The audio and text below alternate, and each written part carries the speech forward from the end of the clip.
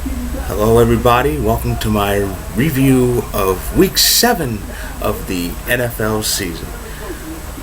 What a week it was. Let's start with the AFC South and how far south it's going. The poor Colts, they lost again. Couldn't rebound from that bad fake punt situation against the Patriots. And they're 3-4. That's the bad news. The good news for them is the division is such a crap hole that they're actually in first place. Yeah, the Colts are 3-4. Houston and Jacksonville are right behind them at 2-5, and Tennessee is 1-5. So what I'm saying is, the Jacksonville Jaguars, who are basically deemed as the worst team in the NFL, could possibly win the division. You know what? I hope that happens. I seriously hope that the Jaguars somehow win the AFC South. Twitter and Facebook will shut down if that happens.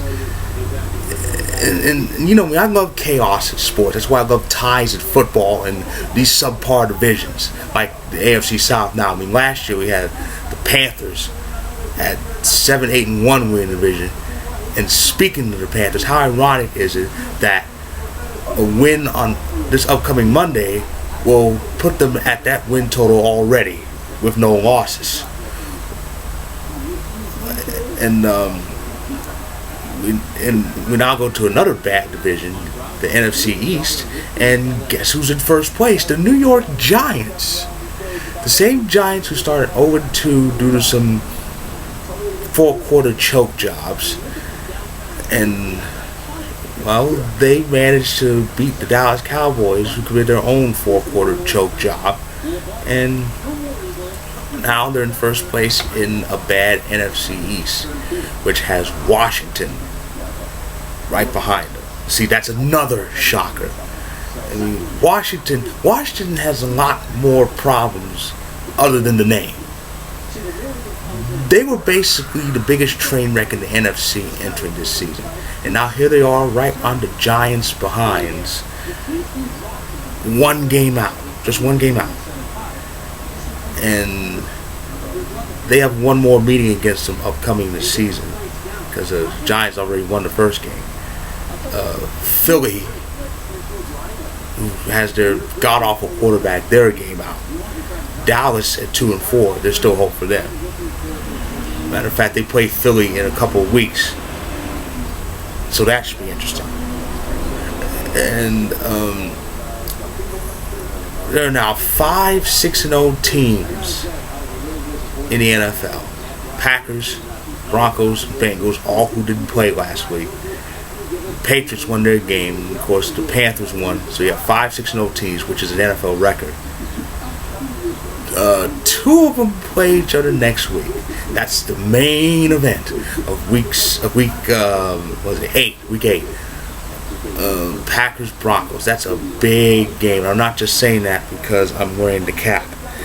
Any 6-0 versus 6-0 is a big heavyweight bout right there. That's a main event. And plus you got Aaron Rodgers versus Peyton Manning. I don't care what people say. Peyton Manning is one of the best quarterbacks in the league. He's 6-0 for a reason. And the Packers could be facing unbeaten teams back to back on the road at that, because we got to go to Denver on Sunday, and then after that it's a game in Charlotte against the Panthers. Now about that game, I have my concerns about the Packers-Panthers game. That game should be on TV, at least out here, but mainly should be on national television, or as national as possible. The Week 9 schedule has Packers-Panthers listed as one of the regional coverage games, airing at 1 Eastern, 10 o'clock here in SoCal.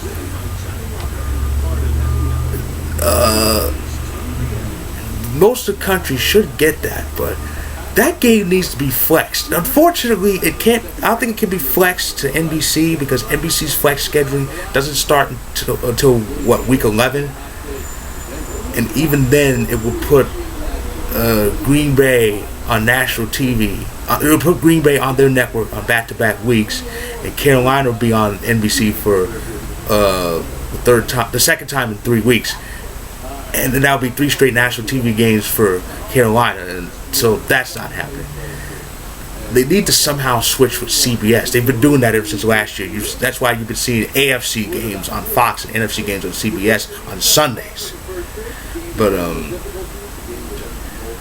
something needs to be done. Something needs to be done to kind of make sure, in case we see unbeatens playing each other this deep in the season, something needs to be done about improving flexible scheduling. But it is what it is. But anyway, how about the Raiders?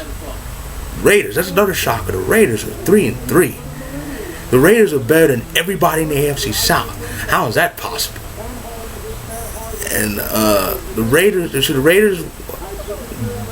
dismantled the Chargers. Well, actually, they dismantled from the beginning. The Chargers had like a mini comeback, but they still fell short. But the Raiders won. They're 3-3. It's amazing. The Raiders are in second place, albeit a distant second, but they'll take it. And as I said, they have a better record than everybody in the AFC South. It would be something they actually do make the playoffs. They actually have a shot. They actually have a good shot of getting in.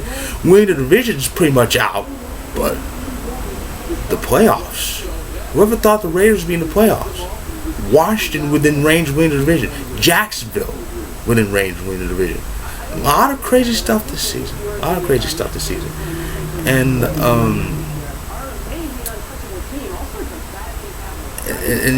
and yeah, it's amazing. The Steelers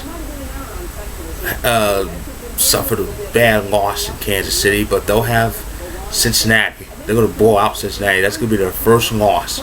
So after this upcoming week, the week starts tomorrow with New England against Miami. New England's going to win that easy. The AFC East is just not interesting, except for Jets, Patriots. Even then, you pretty much know who's going to win.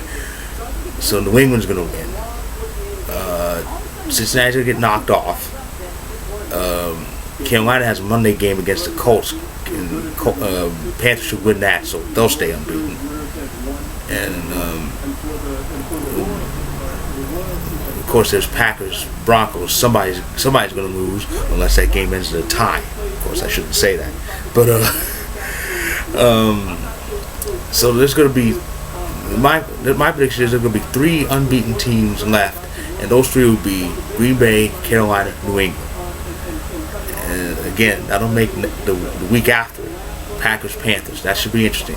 I say that should be the first of 2 meetings. The first will be November 8th, and the second will be that fateful day on January 24th in Lambeau. We're getting home field.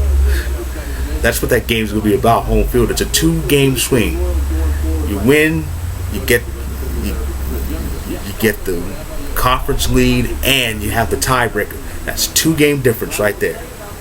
So to say that's an important game is an understatement. Anywho, so that is my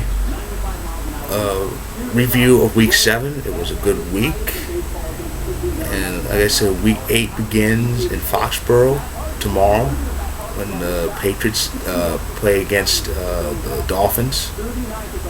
So with that, I say enjoy the rest of the NFL season.